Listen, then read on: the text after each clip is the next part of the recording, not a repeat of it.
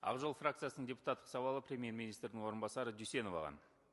Қазақстанның әлеуметтік экономикалық тұрақтылығына әсер ететін аса маңызды проблемалардың бірі болып, байлар мен кедейлер арасындағы өмір сүру деңгейі жинақталған алшақтық табылады. 2022 жылғы 21 қаңтарда президент Тоқаев ірі бизнес өкілдерімен кездесу барысында халықаралық сараптамалар ұйымдарының деректері бойынша ел байлығының жартысы тек 162 адам иелік ететін, ал халықтың жартысының айлық табысы 50 мың теңгеден аспайтынын атап өткен болатын. Мұндай жүктелу мен теңсіздікке жол беруге болмайды, және ол қауіпті құбылыс.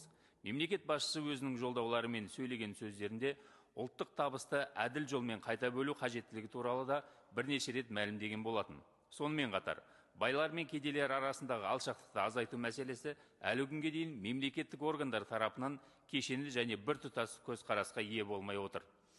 Бұл тұрғыда жақсы шетелдік тәжірибе бар. Мәселен, ақш-та 8 беделді университетті біріктіретін Ivy лигасы жастарға ата-аналардың жоғары білімі жоқ, немесе мемлекеттік қызметте қызмет атқармаған қарапайым отбасылардан келген үміткерлерге артықшылық беру арқылы әлеуметтік теңсіздікті теңестіруге бағытталған арнайы грант бағдарламаларын ұсынады.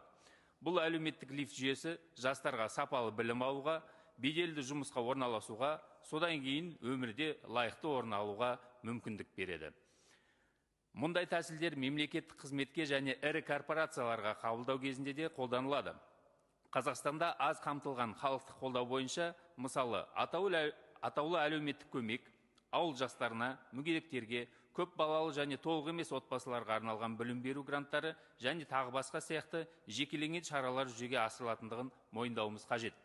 Алайда, біріншіден, олар біртұтас тұжырымдаманы құрамайды, екіншіден, ағымды қажеттілікке көбірек байланысып, әрі қарай жұмысқа орналасуға, өз ісін құруға немесе осындай азаматтардың кәсібін өсуге қолданылмайды.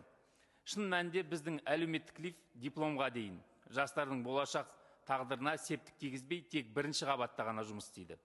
Экономиканың басым секторлары үшін мамандар дайындауды мақсат етіп қойған және әлемнің жетекші университеттерінде дарынды студенттерді оқытуға бағытталған болашақ бағдарламасының өзі табысы төмен үміткерлер үшін қол жетімді емес. Өйткені оны алудың негізгі талаптарының бірі болып, міндеттемелердің орындалуын қамтамасыз ету үшін кепіл мүлкі болу қажет. Нәтижесінде ауқатты және аз қамтылған отбасылар арасындағы өмір сүру деңгейі мен сапасындағы әлеуметтік алшақтық азаймауда.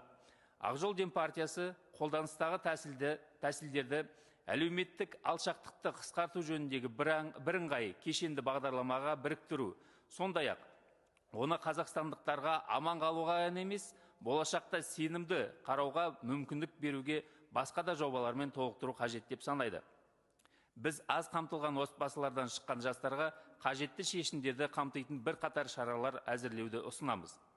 Кәсіптік және жоғары білім алу саласында мемлекеттік қызметке кіру кезінде преференциялар, ұлттық компанияларға жұмысқа орналасу кезінде өз бизнесін жүргізу үшін қолдау шаралары, тұрғын үй мәселелерін шешу және тағы басқа.